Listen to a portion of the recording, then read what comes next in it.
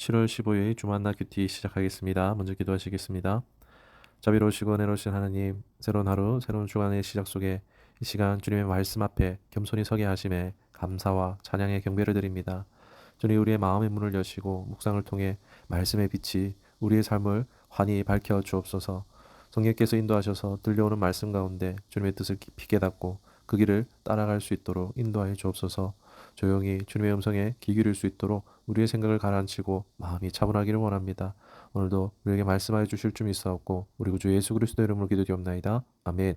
오늘 함께 하실 말씀은 출애굽기 38장 1절로 20절까지 말씀입니다. 그가 또 조각목으로 번제단을 만들었으니 길이는 5규빗이요 너비도 5규빗이라. 네모가 반듯하고 높이는 3규빗이며 그 네 모퉁이 위에 그 뿔을 만들되 그 뿔을 제단과 연결하게 하고 제단을 노스로 쌌으며 제단의 모든 기구 곧 통과 부삽과 대야와 고기 갈고리와 불 옮기는 그릇을 다 노스로 만들고 제단을 위하여 놋 그물을 만들어 제단 주위 가장자리 아래에 두되 제단 절반에 오르게 하고 그 놋금을 네 모퉁이에 채를 꿰 고리 넷을 부어 만들었으며 채를 조각목으로 만들어 놋으로 싸고 제단 양쪽 고리에 그 채를 꿰어 매게 하였으며 제단은 널판으로 속이 비게 만들었더라. 그가 놋으로 물두멍을 만들고 그 받침도 놋으로 하였으니 곧 회막문에서 수종드는 여인들의 거울로 만들었더라. 그가 또 뜰을 만들었으니 나무로 뜰의 남쪽에는 세마포 포장이 100규빗이라. 그 기둥이 스물이며 그 받침이 스물이니 놋이요 기둥의 갈고리와 가름대는 은이며 그 북쪽에도 100규빗이라. 그 기둥이 스물이며 그 받침이 스물이니 놋이요 기둥의 갈고리와 가름대는 은이며 서쪽의 포장은 50규빗이라. 그 기둥이 열이요 받침이 열이며 기둥의 갈고리와 가름대는 은이며 동으로 동쪽에도 50규빗이라. 무늬 쪽의 포장이 15규빗이요 그 기둥이 셋이요 받침이 셋이며 문 저쪽도 그와 같으니 뜰문 이쪽 저쪽의 포장이 15규빗이요 그 기둥이 셋씩 받침이 셋씩이라. 뜰 주위의 포장은 세마포요 기둥 받침은 놋이요 기둥의 갈고리와 가름대는 은이요 기둥 머리싸개는 은이며 뜰의 모든 기둥에 은 가름대를 꿰었으며 뜰의 휘장문을 청색 자색 홍색 실과 가늘게 꼰 배실로 수놓아 짰으니 길이는 20규빗이요 너비와 높이는 뜰의 포장과 같이 5규빗이며 그 기둥은 넷인데 그 받침 넷은 놋이요 그 갈고리는 은이요 그 머리싸개와 가름대도 은이며 성막 말뚝과 뜰 주위의 말뚝은 모두 놋이더라. 아멘. 오늘 말씀의 제목은 회복의 설명서라는 제목으로 말씀 나누도록 하겠습니다. 여러분, 한 번쯤은 소문난 맛집을 물어 가본 적이 있을 것입니다. 그런데 후기대로 음식도 정말 맛있고 실내 분위기도 꽤 괜찮았는데 혹 가게 밖이 너무 어지럽거나 또는 고약한 담배 냄새 때문에 마음이 불편했던 기억은 없으십니까? 안이 아무리 좋아도 밖이 지저분하면 왠지 불편하게 느껴지는 것이 사람의 마음입니다. 이스라엘의 신앙도 그랬습니다. 시내산에서의 금송아지 사건은 이스라엘의 단순한 실수 또는 불신이 아니었습니다. 이스라엘은 여호와 하나님이 아닌 모세를 중심으로 신앙을 세우고 있었습니다. 그래서 모세가 시내산으로 올라가 안 보이자 믿음도 함께 무너졌고 그 빈자리를 황금으로 만든 금송아지 우상으로 채웠습니다. 이스라엘에게 예배는 철저히 인간 중심의 종교로 변질되었고 신앙은 산산이 깨졌습니다. 그런데 성도 여러분, 하나님은 무너진 그 자리에서 다시 시작하십니다. 바로 성막 설계도를 가지고 모세에게 하나씩 다시 지시하시며 예배를 세우시고 하나님과의 관계를 회복해 나아가도록 하신 것입니다. 어제 우리는 성막 안의 등잔대와 본향단을 통해 꺼지지 않는 빛과 기도의 향을 우리 안에 늘 둬야 함을 배웠습니다. 하나님은 무너진 자리에서 다시 시작하기를 원하십니다. 무엇을 통해서요? 바로 성막 설계를 통해서입니다. 하나님은 모세에게 성막과 그 기구들을 제작하게 하시며 우리가 예배를 다시 세우고 하나님과의 관계를 회복하도록 하십니다. 그런데 오늘 본문 38장을 보면 놀라운 전환이 일어납니다. 그것은 성막의 바깥 부분에 해당하는 외부 기구들에 대해 말씀하신 것입니다. 가장 먼저 눈에 띄고 누구나 반드시 지나야 하는 곳, 제단 앞과 씻는 자리, 울타리의 경계에 이르기까지 하나님은 이스라엘에게 주시는 회복 설명서를 펼쳐주십니다. 그래서 오늘 이 본문을 회복 설명서라고 부를 수 있겠습니다. 금송아지 사건으로 무너진 이스라엘의 신앙을 하나님이 어떻게 다시 세워가시는지, 그리고 꺼진 예배와 흐트러진 믿음은 어디서부터 다시 시작되어야 하는지를 이 외부 기구를 통해서 우리가 함께 깨달아 나가길 원합니다. 우리는 이제 성소 안으로 들어가기에 앞서 각각 세 가지 중요한 장소들 앞에 멈춰서게 될 겁니다. 우리에게 주실 각각의 회복 설명서를 통해 하나님의 은혜를 경험하는 복된 시간이 될 수 있기를 축원합니다. 첫 번째 생각할 주제는 번제단, 불로 드리는 헌신의 회복입니다. 본문 1절 2절을 보면은 그가 또 조각목으로 번제단을 만들었으니 길이는 5규빗이요 너비도 5규빗이라 네모가 반듯하고 높이는 3규빗이며 그 네 모퉁이 위에 그 뿔을 만들되 그 뿔을 제단과 연결하게 하고 제단을 노수로 쌌으며 아멘. 성도 여러분, 성막 뜰안, 성막의 첫 입구, 그 거룩한 공간에 들어가기 전에 반드시 먼저 만나야 하는 것이 있습니다. 바로 번제단입니다. 번제단은 정사각형의 모양으로 대략 가로 세로 2.3m, 높이는 1.4m 크기의 구조물로 만들어졌습니다. 조각목 위에 노슬이 폈고 네 모퉁이마다 뿔이 달려 있는 그런 구조입니다. 여러분, 번제단은 무엇일까요? 여러분, 번제단은 불로 제물을 태워드리는 자리로 헌신의 회복을 의미하며 회복의 첫걸음이 시작되는 자리라 할 수 있습니다. 성막에 들어가는 길목에서 하나님은 반드시 번제단 앞을 지나도록 설계하셨죠. 왜 번제단을 성막 앞에 두게 하셨을까요? 먼저 금송아지 사건을 떠올려 보면 모세가 시내산 정상에 올라간 사이 이스라엘은 하나님 중심 신앙이 아닌 모세 중심 신앙에 머물러 있었습니다. 그래서 모세가 보이지 않자 그들의 믿음은 무너졌고 그 빈자리를 금세 금송아지로 채워버립니다. 특별히 당시 사른 아래 이스라엘이 뛰어놀았다라고 기록하는데 이 뛰어놀았다라는 표현은 단순히 즐겁고 기쁘게 뛰어논 것이 아니라 성적으로 타락하고 도덕이 붕괴한 상태의 모습이 되어서 뛰어놀았다는 것입니다. 성도 여러분, 우리는 이 사건을 통해 인간 중심의 예배, 감정 중심의 신앙, 자기 만족을 위한 종교가 얼마나 빠르게 하나님 자리를 대체할 수 있는지를 보게 됩니다.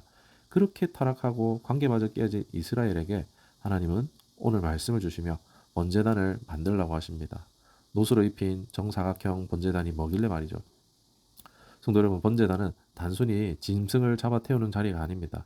철저히 죄를 다루는 자리며 자기 자신을 드리는 자리가 바로 번제단입니다.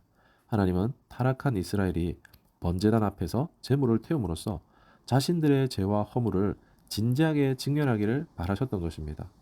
우리 역시 그렇습니다. 로마서 12장 1절의 말씀을 보면 그러므로 형제들아 내가 하나님의 모든 자비하심으로 너희를 권하노니 너희 몸을 하나님이 기뻐하시는 거룩한 산제물로 드리라. 이는 너희가 드릴 영적 예배니라. 아멘. 오늘날 우리는 예수 그리스도의 십자가 구원으로 실제 번제단 앞에 서지는 않지만 우리 모두 거룩한 산제물 드린 줄 믿습니다. 또 다른 의미는 예배는 내가 살아남는 자리가 아니란 것입니다. 불로 태워지고 없어져서 드려지고 사라짐이 예배인 것입니다. 성도 여러분, 번제단의 회복의 은혜가 있기를 축원합니다. 불 가운데 들이지고 태워짐으로 비록 사라지지만 하나님께 드리는 헌신으로 회복의 은혜가 우리 가운데 충만하기를 주님의 이름으로 축원합니다.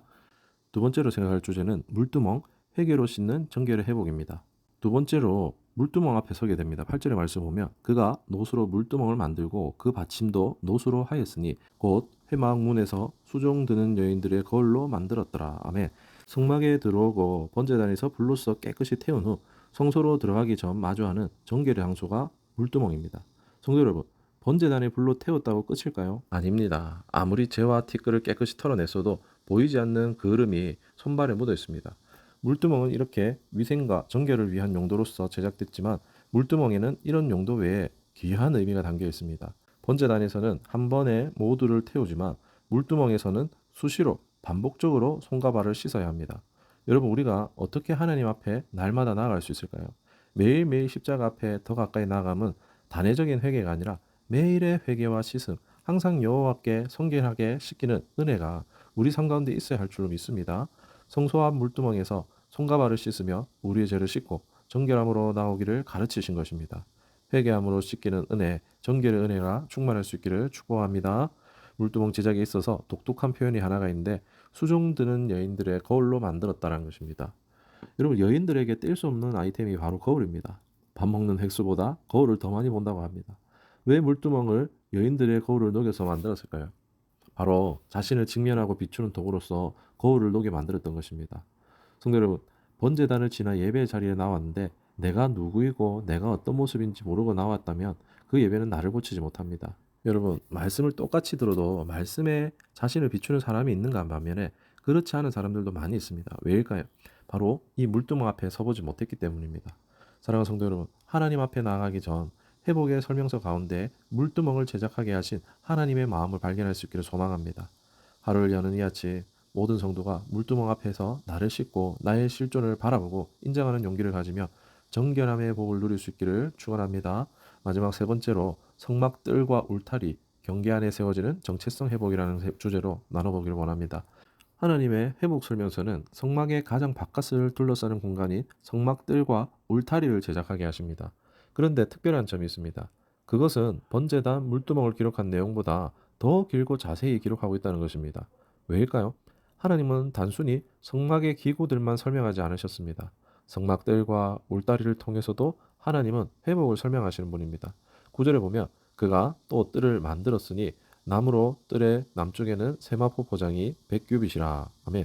뜰이라고 번역된 히브리어 하체르는 울타리로 둘러싼 마당, 경계 안의 구역, 보호의 장소를 의미합니다. 하나님께서는 하체르, 하나님의 뜰 안에 번제단도 물두멍도 제사장도 두십니다. 그리고 100규빗, 신규빗 각각 가로 45m, 세로 22m, 높이 5규빗, 2.3m의 뜰에 울타리를 치시고 세마포로 포장하시죠. 성도 여러분, 하나님께서 왜 이렇게 말뚝을 박아 기둥을 세우시고 세마포로 감싸 아무도 보지 못하도록 포장하셨을까요?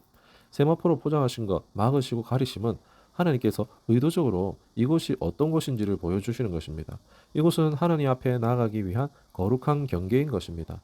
하나님께서는 그렇게 세마포로 막으신 이 하체를 하나님의 울타리를 통해 이 경계 안에서 무엇을 회복해야 하는지를 알게 하십니다. 성도 여러분, 울타리는 양면성을 가지고 있습니다. 울타리가 있는 내부는 울타리로 인해 보호와 안전 회복을 누릴 수 있는 반면에 울타리 반대편 외부는 경계, 제한, 특별함과 같은 의미로 사용될 수 있습니다.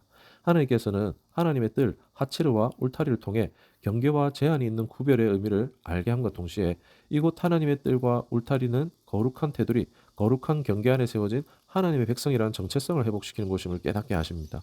성도 여러분, 성막 울타리는 외부로부터 분리하기 위한 담장만이 아닙니다. 또 무슨 의미가 있습니까? 하나님 백성의 정체성을 보여주는 보호막이고 하나님의 거룩이 시작되는 곳이며 하나님의 백성인 우리가 다시 회복되는 테두리입니다. 하나님은 울타리 밖에서 무너지고 실패했던 이스라엘이 다시 이 경계 안으로 들어오기를 바라셨던 것입니다. 바깥이 아닌 이곳 안에서 회복되기를 원하셨습니다. 사랑하는 여러분, 말씀 읽겠습니다. 하나님의 회복 설명서는 정말 복잡하고 난해 보입니다. 조각목이며 세마포며 규빗 단위로 설계된 이런 내용들을 보면 어떻게 꼭 이렇게까지 해야 되나 싶은 생각도 들기도 합니다.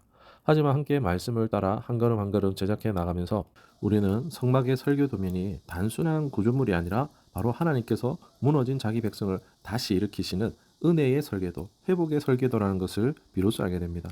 성도 여러분, 하나님은 세상의 금송아지 앞에서 흔들려 살아가는 우리를 세마포로 포장된 이 울타리 안으로 주님의 품으로 부르고 계십니다. 그리고 그 안에서 거하며 태워지고 깨끗이 씻겨져 다시금 예수의 피를 힘입어 담대히 하나님의 보좌 앞으로 나오라고 하십니다. 하나님 우리에게 이 회복 설명서를 주시고 주신 말씀 하나하나를 통해 오늘도 여전히 유효한 회복의 설명서를 따라 살아가게 하신 줄 믿습니다.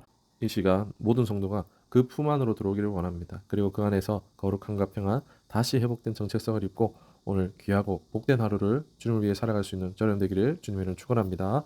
말씀 생각하시면서 기도하겠습니다. 회복의 하나님 감사드립니다. 무너진 이스라엘을 향해 성막 설계도를 다시 주신 것처럼 오늘 우리에게도 회복의 설명서를 주심에 감사드립니다. 번제단 앞에서 우리의 헌신을 다시 고백하게 하시고 물두멍 앞에서 회개의 물로 우리의 죄와 허물을 씻게 하시며 하나님의 뜻, 그 울타리 안에서 다시 우리의 정체성을 세워가게 하시니 찬양을 드립니다. 주님, 우리의 신앙이 인간 중심에서 하나님 중심으로 회복되게 하시고 거룩한 경계 안에서 주님의 백성으로 살아가게 하여 주옵소서. 예배를 통하여 우리의 삶 전체가 태워지고 정결해지고 보호함 받기를 원합니다. 오늘 하루 말씀의 은혜를 품고 주님의 울타리 안에서 살아가게 하옵소서. 우리에게 허락하신 회복의 설계도를 따라 주님께 영광 돌리는 삶 되게 하여 주옵소서. 감사드리며 우리 구주 예수 그리스도의 이름으로 기도드리옵나이다. 아멘.